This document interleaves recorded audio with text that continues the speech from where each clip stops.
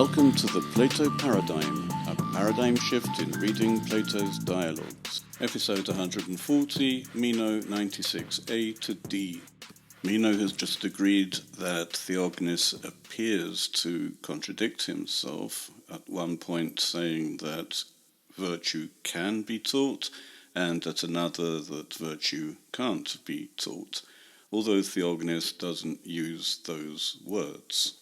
My main problem is that the whole Theognis passage as it stands is redundant in the argument which Socrates wants Meno to accept. And I think in order to show just how redundant Theognis is, we should carry on with the conclusion to this argument.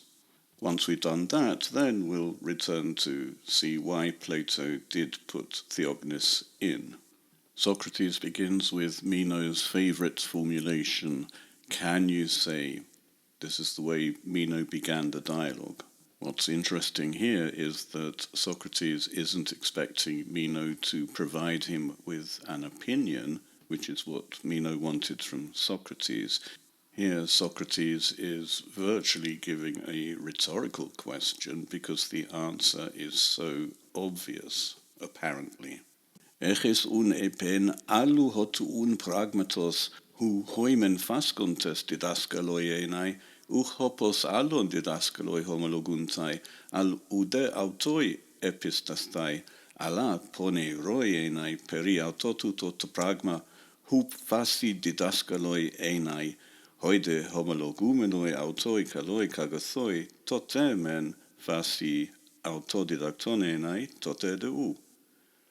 Can you say of any other subject for which those claiming to be teachers are not agreed how they are teachers of others, but even that they themselves don't understand, but are wretched about the very subject about which they claim to be teachers, while those who are agreed to be fine and good say now that it is something teachable and now something not.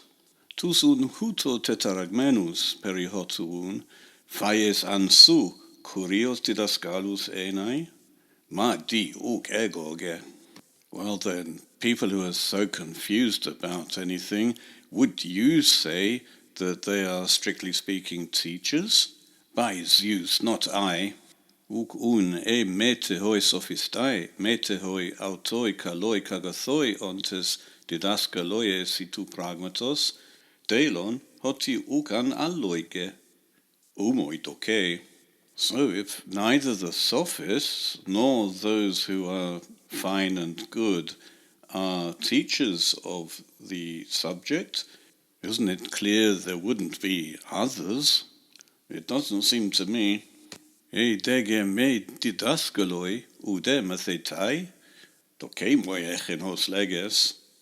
If no teachers, neither pupils, the case seems to me as you say.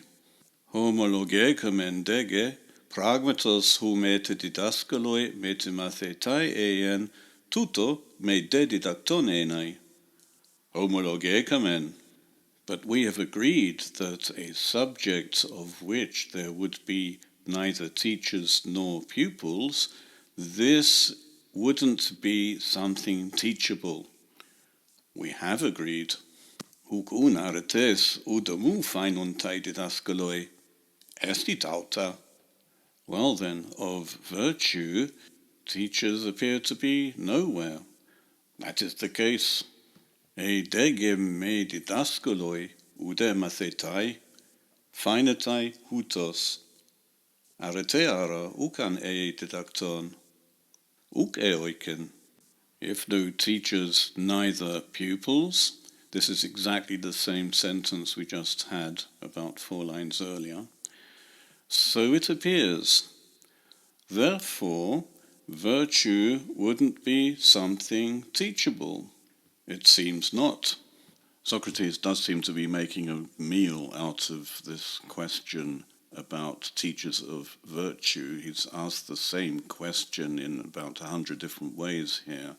It's almost as if he keeps asking Meno because he would like Meno to say, wait a minute, didn't we learn something else earlier about, what was it, recollection?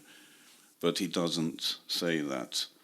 It's worth bearing in mind whenever Socrates does hammer a point all the time that he's trying to get his interlocutor to react and not accept his argument.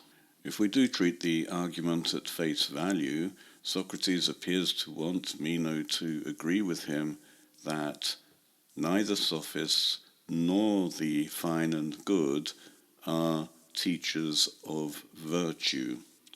Some appear to and some appear not to, and this very disagreement, Socrates has argued, indicates that they are not teachers. With regard to the sophists, we have Gorgias, who claims that virtue can't be taught. He himself doesn't teach virtue, and he mocks those who do claim to teach virtue.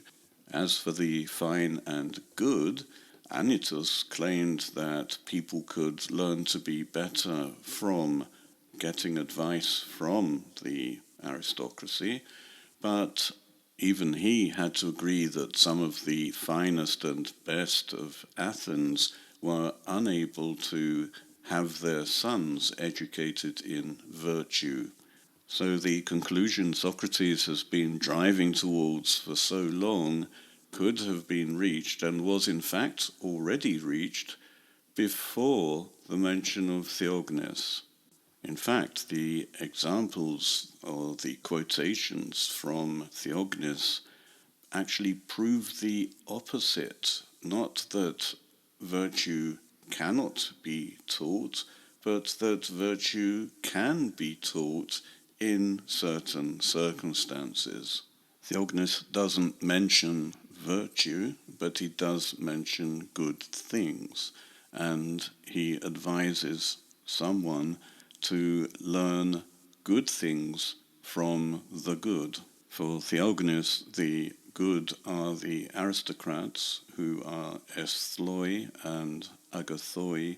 He doesn't call them kaloik agathoi, fine and good, but then he isn't a fine and good, upstanding citizen in the Athenian democracy, where the term was popularized.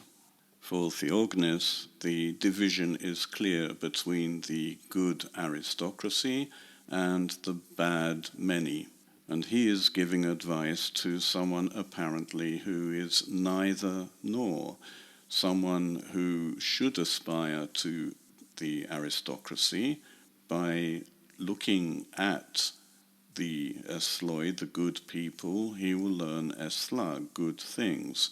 Plato's Socrates changes learn to teach himself. It's not the aristocrats who have to teach him, but he himself has to teach himself simply by observing how they behave, how they speak, and so on. Theognis advises the man not to bother with the bad because they have no sense, and apparently the aristocrats have sense, and the man in the middle, the one who is to aspire to aristocracy, has some sense, but if he bothered teaching bad people good things, he would be wasting his time, and he would lose any sense he has. In other words, it doesn't make sense to bother trying to teach bad people, the commoners. As Theognis says, you will not make the bad man good, but a son of a good parent will be good, being persuaded by sound words. This is the only hint in the whole of the quotation that the fine and good do actually teach actively anybody. They give wise counsel to their sons, and if their sons are persuaded, they also become good. The Theognis quotations, therefore, don't prove a thing about the argument being developed either side of the quotations. The sophists don't teach virtue, and the fine and good don't teach virtue. This isn't what we find in Theognis.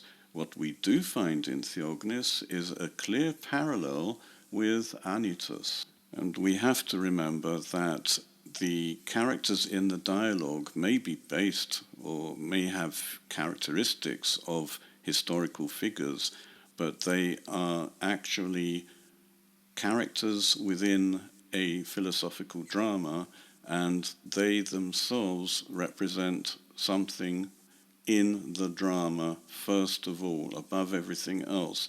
If they have characteristics of a historical figure, well and good, but it would seem to be that Anytus is based primarily on the conception of the good person influencing in some way other people to be good as well. This is a form of teaching virtue.